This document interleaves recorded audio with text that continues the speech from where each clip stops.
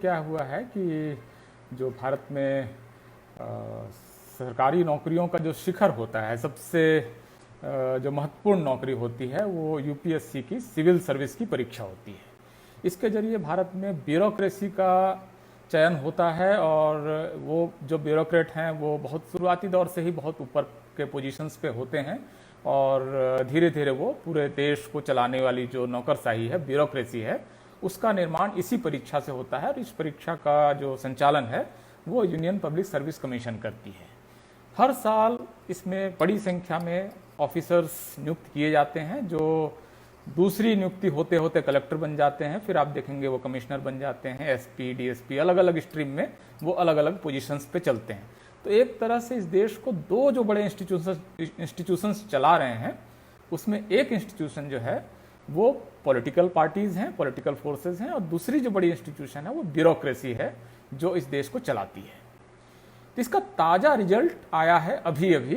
मैं आपको स्क्रीन दिखा रहा हूँ, शायद आप अगर ये स्क्रीन खोल रखी है, अगर आप final result of civil service exam 2019 डालेंगे तो आपको ये रिजल्ट दिखेगा। पीआईबी की वेबसाइट पर है, ये सारा रिजल्ट आपके पास है। और मैं आपसे बल्कि रिक्वेस्ट करूँगा कि आप यूपीएससी फाइनल रिजल्ट पीआईबी करके आप इस विंडो को खोल लीजिए, ताकि आपको अंदाज़ा लगे कि ये किस बारे में मैं आपसे बात कर रहा हूँ। सर्विस एग्जामिनेशन 2019 रिजल्ट, इसको सर्च करेंगे तो आप पीआईबी की वेबसाइट पे जाएंगे, जो भारत सरकार का रिजल्ट वहीं पर आता है। ये परीक्षाएं 2019 में हुई थी और अगर आप इसमें देखेंगे तो टोटल जो वैकेंसीज थी वो 927 वैकेंसीज थी। इसमें IAS 180, Indian foreign service 24, Indian police service मतलब IPS 150, central service group A के 438 पोस्ट और ग्रुप बी के 135 पोस्ट, मतलब कुल मिलाकर 987 पोस्ट के लिए ये परीक्षा हुई थी। मतलब 927 ऑफिसर्स इस परीक्षा के जरिए चुने जाने थे।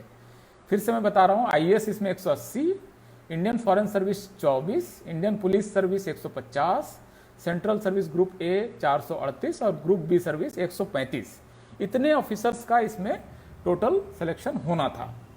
अब इसमें से आपको मैं फिर से ये दिखाता हूँ, इसमें अगर आप देखेंगे कि टोटल 397 पोस्ट जो हैं वो जनरल कैटेगरी के लिए हैं, मतलब ओपन पोस्ट हैं। इकोनॉमिकली वीकर सेक्शन जो इस बार से शुरू हुआ है 83 पोस्ट, ओबीसी के 251 पोस्ट, शेड्यूल्ड कास्ट के 129 पोस्ट और शेड्यूल्ड ट्राइब के 67 पोस्ट। तो इतनी नियुक्तियां अगर होनी है तो इसके हिसाब से आप कह सकते हैं कि इतने का रिजल्ट आया होगा, 927 लोगों का रिजल्ट आया होगा। अब मैं आपको इनका रिजल्ट दिखाता हूँ। टोटल जो रिजल्ट है वो आप खोल कर देखिए, फाइनल रिजल्ट जो है। तो इसमें सबसे पहले नंबर पर जो टॉप पोजीशन है इस सिविल सर्विस में इस साल जो पास किया है वो प्रदीप सिंह है, फिर जतिन किशोर हैं, फिर प्रतिभा वर्मा है, फिर हिमांशु जैन है, फिर जयदेव सीएस हैं, फिर विशाखा यादव हैं। और इस तरह से करते करते अगर आप उसके है और आपका रिजल्ट आ रहा है 829 लोगों का। ये क्या है, मतलब अगर पता नहीं, शायद इसको आप रिवर्स में देख रहे होंगे, लेकिन जो भी, मतलब ये कुल मिलाकर आपको बहुत सारे ऑफिसर्स का गैप मिल रहा है कि 927 अफसरों की नियुक्ति होनी है और 829 का रिजल्ट देना है। ये आप अगर रिजल्ट देखेंगे, आप लोगों से मैंने रिक्वेस्ट किया था कि आप सरकारी साइट पर जाकर रिजल्ट खोल कर रखें इस बीच में, ताकि आपको इसकी सारी जानकारी बिल्कुल ऑथेंटिक तरीके से, मैं कोई जानकारी ऐसी नहीं दे रहा हूँ जो भारत सरकार की वेबसाइट पर अवेलेबल नहीं है। जैसे ये बता रहे हैं, जैसे मैं पढ़ रहा हूँ प्रेस रिलीज भारत सरकार की, based on the results of the written part of civil service examination 2090 held by the Union Public Service Commission in September 29 and the interviews for personality test following is the order of merit for IAS, IFS, IPS and Central Service Group A and B officers. अब इसका point 2 है, a total number of 829 candidates have been recommended for appointments as per following breakups. अब ये 829 लोगों की list उन्होंने जारी कर दी कि आप 829 अफसरों की नियुक्ति कर लीजिए। इसमें 304 अफसर जनरल कैटेगरी के हैं, ईडब्ल्यूएस के 78 अफसर हैं, ओबीसी के 251, शेड्यूल्ड कास्ट के 129 और एसटी के 67। मुझे उम्मीद है कि आप सारे लोगों ने भारत सरकार की वेबसाइट इस समय खोल रखी होगी, यूपीएससी या पीआईबी या कहीं पर भी भारत सरकार की वेबसाइट से मेरे ख्याल से आप इस समय रिजल्ट देख रहे होंगे, और मैं जो कह रहा हूँ वो ऑथेंटिक है, इसके बारे में आप देख सकते हैं। कोई भी इस टैग को खोल सकता है, खोल के देख सकता है। मतलब कुछ भी ऐसा मैं नहीं बोल रहा हूँ जो कि भारत सरकार नहीं बोल रही है। तो अगर 927 अफसरों की नियुक्ति होनी है और 829 का रिजल्ट दिया गया है, तो बाकी क्या हुआ, बाकी अफसरों की लिस्ट कहाँ है? मतलब ये टूल मिलाकर डेफिसिट जो है वो 927 में से आप घटा दीजिए 829, तो 8 टोटल 927 में से 829 घटाएंगे तो 98 अफसर्स फिर कहाँ गए, ये कहाँ पर है? अब इसके बारे में क्लैरिफिकेशन यूपीएससी दे रहा है। इस क्लैरिफिकेशन को आप फिर भारत सरकार की वेबसाइट में आपको दिखा रहा हूं। इसमें क्या लिखा हुआ है? In accordance with rule 16(4) and 5 of the civil service examination rule 2019, the commission is maintaining a consolidated reserve list of candidate as under general 19, EWS 9, OBC 71, SC 8, ST 7, total 182 candidate की इन्होंने एक रिजर्व लिस्ट जारी कर दी है। Total result ये नहीं दे रहे हैं एक मुश्त, एक साथ ये सारा रिजल्ट नहीं दे रहे हैं। ये टोटल 182 लोगों का रिजल्ट इन्होंने रोक रखा है। यहीं पर दरअसल पेंच है, यहीं पर बहुत बड़ा एक खेल हुआ है। खेल ये है दरअसल दोस्तों कि ये जो 91 ऑफिसर्स हैं, ये बाद में जो नियुक्त किए जाएंगे, ये कौन लोग होंगे? दरअसल ये 91 के 91 ऑफिसर्स जनरल कैटेगरी, जनरल में भी अपर कास्ट से ये 91 ऑफिसर्स दरअसल नियुक्त कर लिए जाएंगे, और इस तरह से आपका इस रिजर्वेशन का पूरा जो कॉन्स्टिट्यूशनल फ्रेमवर्क है, इसका उल्लंघन हो जाएगा। ये हुआ क्या है? ओबीसी में 71 की रिजर्व लिस्ट क्या कहती है? क्यों ओबीसी के 71 कैंडिडेट रिजर्व लिस्ट में है? आर्य अभिषेक कह रहे हैं कि फिर से बता दो भाई। मैं पूरा करने के बाद एक बार संक्षेप में एक बार रैपअप फिर से दूंगा, तो जो लोग बीच में जुड़े हैं वो एक बार इसको फिर से सुन ले सकते हैं। मैं आपको ये डिटेलिंग अभी दे रहा हूं, जिन लोगों ने शुरू से देखा है और भारत सरकार की वेबसाइट वो खोल के बैठे हुए हैं, तो उनका समय मैं खराब नहीं करना चाहता हूं। दरअसल हुआ ये है कि ये जो कैंडिडेट हैं, ओबीसी के 71, शेड्यूल्ड कास्ट के 8 और सिविल ट्राइब के 3 और ईडब्ल्यूएस के 9, ये वो कैंडिडेट हैं जो जनरल मेरिट लिस्ट में आ गए हैं। अब चूंकि ये जनरल मेरिट लिस्ट में आ गए हैं और इनको बाहर रखना है, इनको अगर ऑलरेडी ये 91 कैंडिडेट को अगर ये कैंडिडेट को एडजस्ट कर लेते हैं जनरल मेरिट में, तो जनरल कैंडिडेट की संख्या दरअसल घट जाएगी, और जो जनरल कैंडिडेट जो अनरिजर्व कैटेगरी है वो सिर्फ 40% रह जाएगी। तो मैं अगर सिविल सर्विस में टॉपर भी हूं तो भी मुझे ये ओबीसी कैटेगरी में प्लेस करना चाहते हैं। इसका मतलब ये हुआ कि ये जो कैंडिडेट्स हैं, ये कैंडिडेट्स अगर जनरल कैटेगरी में जाकर अपना स्थान लेते हैं तो जनरल कैटेगरी छोटी हो जाएगी। सिर्फ ये कोशिश इनकी ये है कि जो जनरल कैटेगरी है, जो जिसको कि इन्होंने दरअसल अपर कास्ट कैटेगरी बना दिया है, वो 50% से कम न हो। दरअसल ये रिवर्स रिजर्वेशन है। ये ओबीसी के कैंडिडेट 71 कैंडिडेट अगर इस समय जनरल कैटेगरी में जाकर अपनी सीट ले लें, तो वो जो अनरिजर्व कैटेगरी है वो वहां पर वो अपना स्थान ले लेंगे। दरअसल इसीलिए ये सारा षड्यंत्र रचा गया है कि शेड्यूल्ड कास्ट और शेड्यूल्ड ट्राइब और ओबीसी के जो कैंडिडेट जनरल कैटेगरी में अपना स्थान बना ले रहे हैं मेरिट में। अब हो सकता है कि टॉपर जो प्रदीप सिंह है वो ओबीसी हो, फिर आपको जो आपको वर्मा है वो ओबीसी है, आपको ये इस तरह के बहुत कैंडिडेट टॉप में जो ओबीसी एससी एसटी के कैंडिडेट बहुत बड़ी संख्या में आजकल चुन के आ रहे हैं, उनको किसी तरीके से इनको अपनी कैटेगरी के अंदर पुश कर देना है। तो ये जो भारत सरकार कह रही है कि आर्टिकल रूल 16(4) और 16(5) ऑफ सिविल सर्विस एग्जामिनेशन, वो ये कह रहा है कि आप अगर अपनी कैटेगरी में रहेंगे तो आपको अब ये जो कैटेगरी के बाद इनको अपना जो सर्विस चुनना है, यहां पर वो कह रहे हैं कि अगर आपको आईएएस बनना है तो आप अपनी कैटेगरी के अंदर रहिए ताकि आपकी मेरिट लिस्ट ऊपर रहे। जैसे एक कैंडिडेट हो सकता है कि ओबीसी कैटेगरी में उसका जो रैंक है वो ओबीसी रैंक जो है वो 20 हो, लेकिन वो अगर जनरल लिस्ट में जाएगा तो उसकी रैंक हो सकता है कि 225 हो, तो 225 के साथ उसको आईएएस नहीं मिलेगा। तो सरकार ये कह रही है कि आप अपनी कैटेगरी के अंदर रहिए, तब हम आपको आपकी पसंद की सर्विस देंगे। तो ये जो खेल है कि आपको अपनी सर्विस पसंद की चाहिए तो आप अपनी कैटेगरी में जाइए, और अपनी कैटेगरी में जाते ही वो जगह जो है वो अनरिजर्व कैटेगरी का एक कैंडिडेट जाकर ले लेता है। तो इस तरह से ओबीसी, एससी और एसटी के कैंडिडेट के साथ बहुत बड़ी हकमारी हो रही है, बहुत बड़ा अन्याय हो रहा है। और एक आईएएस अफसर की आप कीमत समझते हैं, वो अपनी दूसरी सर्विस में कलेक्टर बन जाता है और वो करोड़ों रुपए का बजट और हजारों नौकरियां इधर से उधर करने की हैसियत में पहुंच जाता है। तो एक एक पोजीशन जहां इतनी महत्वपूर्ण है, वहां 71 पोजीशन ओबीसी की, 8 पोजीशन शेड्यूल कास्ट की और शेड्यूल ट्राइब की 3 पोजीशन। मुझे लग रहा है कि आप ये सारे नंबर भारत सरकार की वेबसाइट पर इस समय देख पा रहे होंगे, कृपया उसको आप देखिए, सिविल सर्विस रिजल्ट इस बार का देखिए। तो ये कैंडिडेट को किसी तरह से कोशिश है कि अपनी कैटेगरी के अंदर रहो, ताकि आप जो जनरल मेरिट है वहां पर आप अपना स्थान न लें, इसकी पूरी कोशिश है। और इस वजह से ये इतना बड़ा षड्यंत्र भारत में हो रहा है, इतने पढ़े लिखे लोगों के साथ। सिविल सर्विस में जो जा रहे हो, जाहिर है कि बहुत पढ़े लिखे समझदार लोग हैं, वो जो कोचिंग कर रहे होंगे वहां उनको टीचर्स बता रहे होंगे कि ये क्या हो रहा है। तो ये हर साल अगर भारत सरकार इस तरह से लगातार ओबीसी और एससी और एसटी के कैंडिडेट्स को कहेगी कि आपको अच्छी सर्विस चाहिए तो अपनी कैटेगरी में जाइए, तो ये कितना बड़ा एक अन्याय हो रहा है। और ऐसे अन्याय को दरअसल छिपाने के लिए ही इस तरह के भावनात्मक मुद्दे उछाले जाते हैं। मंदिर का मुद्दा होगा, कभी आपको कुछ भी अनाप शनाप गाय का मुद्दा होगा, जिससे आपकी नौकरी का कोई लेना देना नहीं है, जिससे आपके रोजगार का कोई लेना देना नहीं, आपके करियर का कोई लेना देना नहीं। इस तरह के मुद्दों को दबाए रखने के लिए दरअसल इस तरह के सवाल उठते हैं। और इसके पीछे इस तरह का जब भी कोई मुद्दा उठे, आप गौर से देखिए और क्या हो रहा होगा।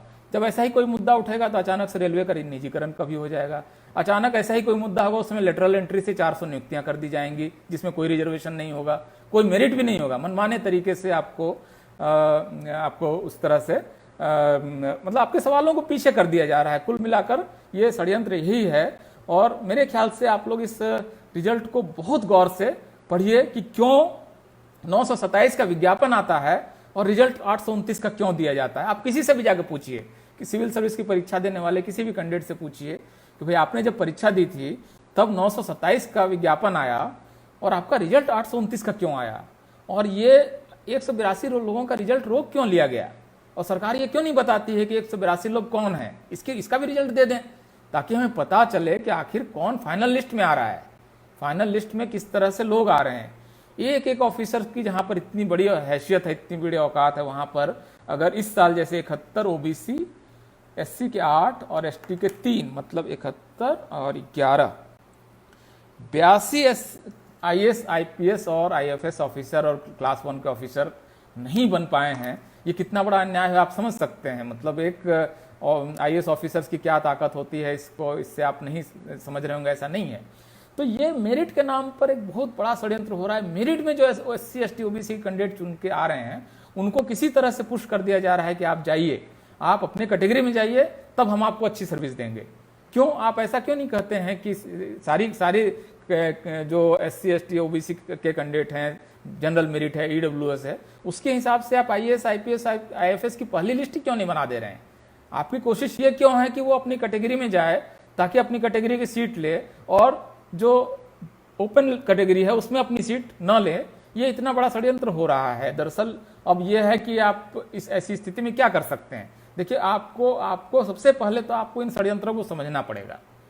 ये षड्यंत्र काल है, सीधे सीधे कोई लड़ाई नहीं होगी, आपको सीधे सीधे कोई नहीं कहेगा कि आपका रिजर्वेशन खत्म किया जा रहा है। ये कहने की आज की तारीख में किसी की हिम्मत नहीं है। जो रिजर्वेशन खत्म कर रहा होगा वो कहेगा कि मेरी लाश पर ही रिजर्वेशन खत्म किया जा सकता है। जो लेटरल एंट्री के जरिए हर साल बड़ी संख्या में बगैर रिजर्वेशन की नौकरियां दे रहा है, वही आदमी ये कह रहा है कि मेरी डेड बॉडी पर ही आप रिजर्वेशन खत्म कर सकते हैं, और रिजर्वेशन और संविधान के लिए तो मैं अपनी जान दे दूंगा। तो ये इस तरह से आपको षड्यंत्रों के जरिए ही आपसे निपटा जा सकता है। भारत की 85% आबादी को सीधे लड़ाई में कोई हरा नहीं सकता है। उनकी हार होनी है तो षड्यंत्रों के जरिए होनी है।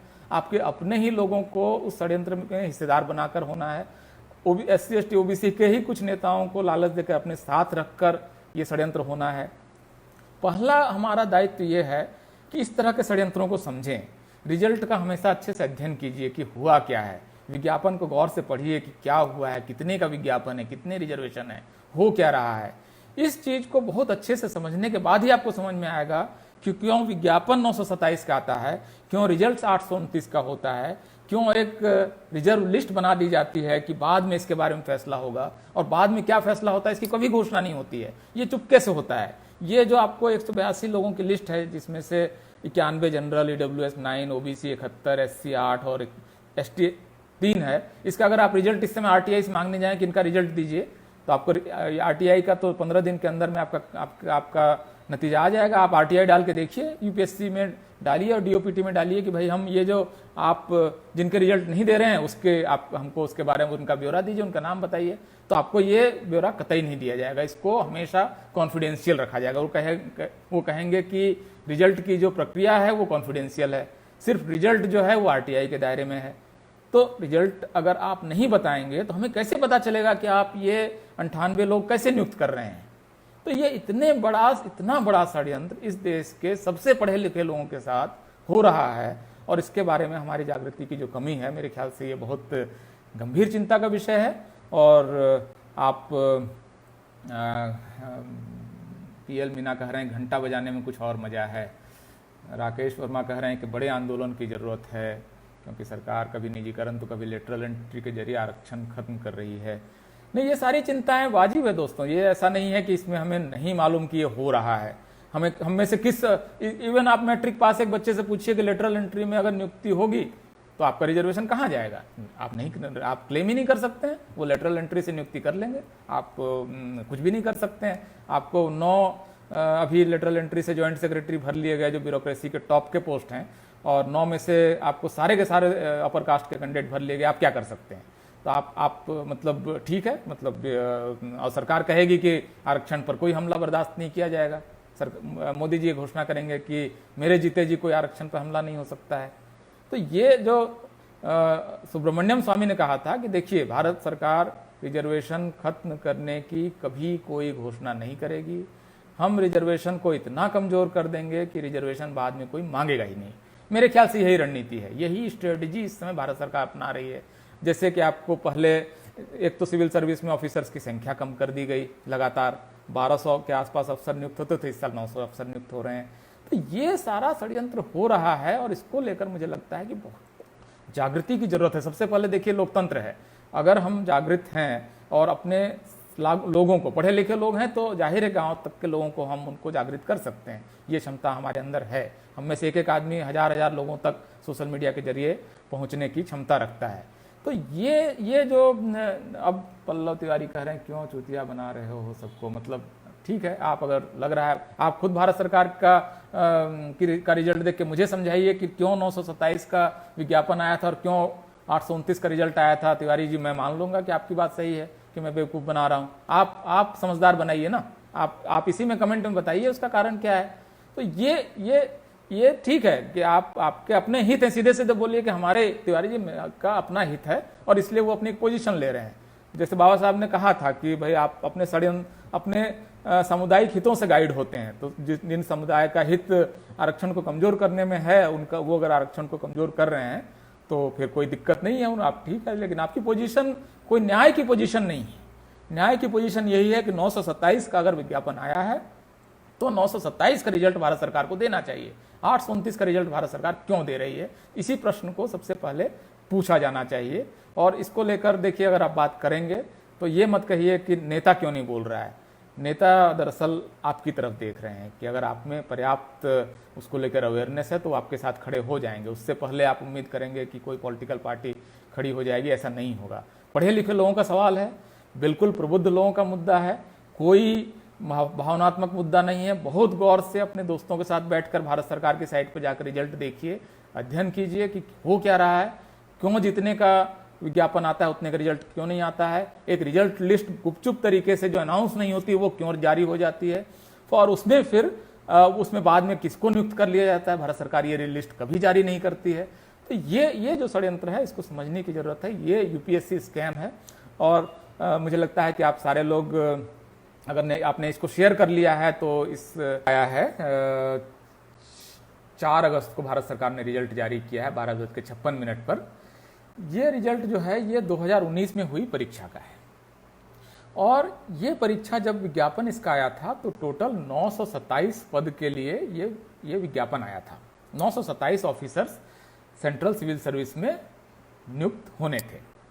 इसमें IAS के 180 पद, IFS के 24 पद, मतलब इंडियन फॉरेन सर्विस के के 24 पद, इंडियन पुलिस सर्विस के 150 पद, सेंट्रल सर्विस ग्रुप ए के 438 पद और ग्रुप बी सर्विस के 135 पद, मतलब कुल मिलाकर 927 पोस्ट के लिए टोटल वैकेंसीज निकली थी। इसमें से जनरल कैटेगरी के लिए 397, ईडब्ल्यूएस के 83, ओबीसी के लिए 251, एससी के लिए 129, एसटी के लिए 67, ये टोटल वैकेंसीज निकली थी। विज्ञापन आप देख सकते हैं, कोई भी आदमी चाहे तो इसका विज्ञापन देख सकता है। अब लेकिन जब रिजल्ट आता है तो हम सारे लोग चौंक गए कि 927 का जो विज्ञापन आया था, इसकी जगह भारत सरकार ने सिर्फ 829 लोगों का रिजल्ट क्यों दिया? बाकी लोग कहाँ गए? 98 पोस्ट का रिजल्ट क्यों नहीं आया? तो ये जो 829 लोगों का रिजल्ट आया, इसमें से 304 लोग general category, EWS 78, OBC 251, scheduled caste 129 और शेड्यूल्ड ट्राइब 67, ये टोटल रिजल्ट आया। आप सारे लोग अभी भारत सरकार की साइट पे जाकर ये रिजल्ट देख सकते हैं। इसके साथ सरकार ने जो प्रेस रिलीज जारी की उसमें यह भी बताया कि in accordance with rule 16, 4 and 5 of the civil service examination rules 2019, the commission is maintaining a consolidated reserve list of candidate as under general category 91, EWS 9, OBC 71, SC 8, ST 3 and total 182।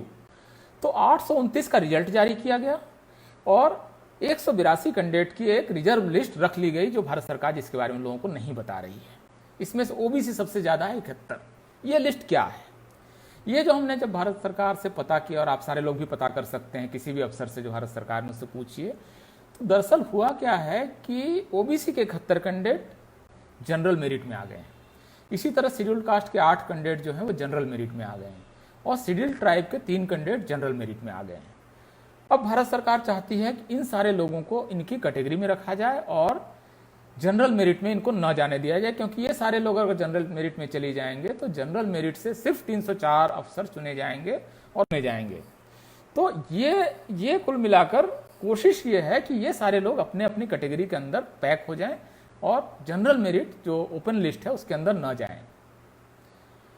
इसीलिए भारत सरकार ने 182 candidate की एक reserve list जारी की और इसमें OBC, SC, ST के कैंडिडेट्स को इसमें डाल दिया है और इस लिस्ट को पब्लिक नहीं किया गया। अगर आप चाहें कि इसके बारे में आरटीआई जानकारी ले लें तो मैं चैलेंज करता हूं आप में से कोई भी आदमी आरटीआई अभी डाल ले। 10 रुपये लगते हैं, ज्यादातर जगह तो फ्री भी आरटीआई आजकल जाने लगा है ऑनलाइन।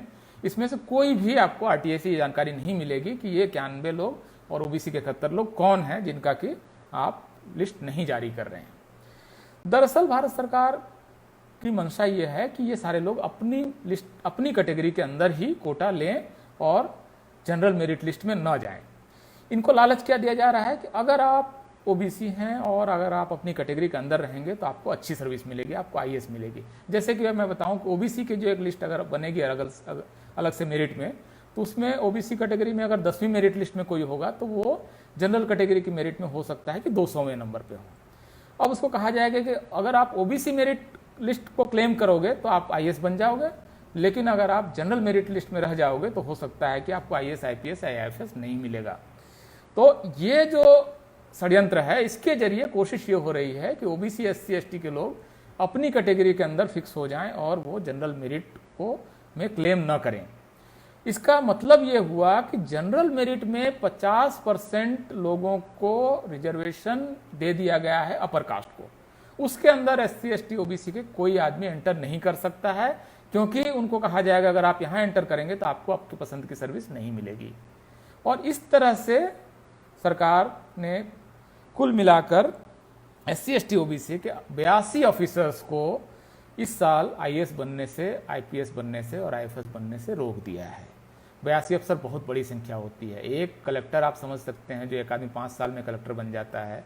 ये लोग कितनी बड़ी ताकत रखते हैं, एक कलेक्टर एक जिले का में कितनी बड़ी ताकत रखता है, ये आप में से किसी को बताने की जरूरत नहीं। भारत का हर आदमी जानता है कि कलेक्टर किस तरह जिले का मालिक होता है, करोड़ों का बजट होता है, कई हजार नियुक्तियां करता है, कई ठेके देता है।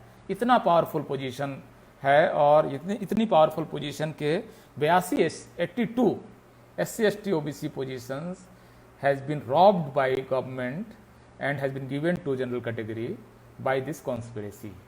I am saying this conspiracy because this is a big scam and that is happening with some or other rules which should be challenged in the court. I don't know whether that will be challenged or not and how the court will respond.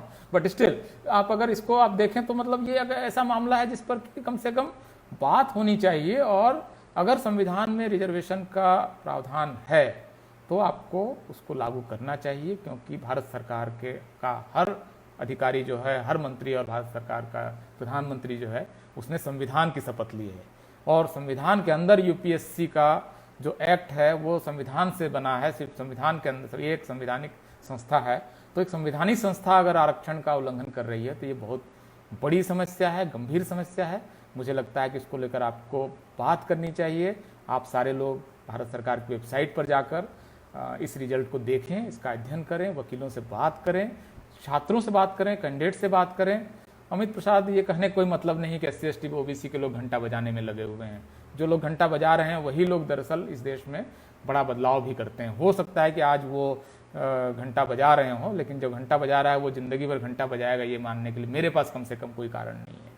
इन्हीं लोगों ने इस देश में मंडल commission भी लागू कराया है, रिजर्वेशन भी लागू कराया है और SC/ST एक्ट भी बचाया है। तो घंटा ठीक है बजा रहे हैं, लेकिन घंटा हमेशा बजाते रहेंगे ऐसा भी नहीं है, मतलब कि वो घंटा बजाने के लिए पैदा नहीं हुए हैं। तो अपने हक और अधिकार के लिए और नौकरी का जब मामला आएगा तो निश्चित रूप से कई तरह के हमले हो रहे हैं। आप सही कह रहे हैं प्रवीण कुशवाहा जी, आपकी टिप्पणी भी देख रहा हूँ। राजीव मिश्रा इस तरह के गाली गलौज आपके संस्कार बता रहे हैं, आपने क्या ट्रेनिंग ली है संस्कृत में पता नहीं। आरक्षण विरोधी सरकार, आशीष कुमार यादव। देखिए इस बीच में लेटरल एंट्री के जरिए ओबीसी में क्रीमी लेयर की जो नियम है उसको बदल के सारे नौकरी पेशा ओबीसी के लोगों के बच्चों को आरक्षण से बाहर करने का षड्यंत्र है। निजीकरण के जरिए रेलवे और बैंक में बहुत बड़े पैमाने पर SC/ST OBC का रिजर्वेशन खत्म करने की कोशिश है। तो इतने सारे षड्यंत्र दरअसल एक साथ हो रहे हैं। ये कुल मिलाकर और हमें यहाँ फंसा दिया गया कि बस आप बचा लो, जो है आप आगे के लिए तो मांग करना इससे भूल ही जाओ, आप बचा लो, बस जो दिया गया उसको हम लगातार कभी इधर मारेंगे कभी उधर मारेंगे, मतलब इतनी जगह से दर्द उठेगा कि आपको पता भी नहीं चलेगा कि कहाँ पर आपको ऑइंटमेंट और मलहम लगाना है। तो ये इतने तरफ से ये षड्यंत्र हो रहा है। मुझे मालूम है इसके बावजूद कि आप प्रबुद्ध लोग हैं, समझदार लोग हैं और आप समझते हैं कि ये पावर जो है वो ब्यूरोक्रेसी की क्या है। तो इस बारे में निश्चित रूप से हम लोगों को बात करनी चाहिए। पॉलिटिशियंस को चिट्ठी लिखें, ये रिजल्ट का जो भारत सरकार की वेबसाइट से इस रिजल्ट को निकाल कर इसको भेजें लोगों को, और इस बारे में आप में जागृति निश्चित रूप से है, तभी आपने 1000 से ज़्यादा लोग एक समय इस वीडियो को देख रहे हैं, तो जाहिर है कई लाख लोग फाइनली इस वीडियो को देखेंगे। तो ये सारा ये मामला मेरे ख्याल से बड़ा मामला होने वाला है, और इसको लेकर आप लोग ट्विटर पर भी यूपीएससी स्कैम नाम से एक ट्रेंड अब से थोड़ी देर में चलेगा। आप ट्विटर पर भी आएँ और वहाँ पर भी इसको चलाएं। SC/ST OBC के लिए जीवन मरण का प्रश्न है और इसको आप गंभीरता से लेंगे, इस उम्मीद के साथ आप सबसे मैं विदा चाहता हूँ। जय भीम, जय फुले, जय मंडल। नेशनल दस्तक की आपसे गुजारिश है कि अगर इसको बचाना चाहते हैं तो नेशनल दस्तक को सब्सक्राइब करने के लिए रेड कलर के सब्सक्राइब बटन को दबाएं, फिर बेल आइकन की घंटी दबाएं। नेशनल दस्तक को बचाने के लिए बहुत जरूरी है कि हर खबर को शेयर करें, लाइक करें, कमेंट जरूर करें।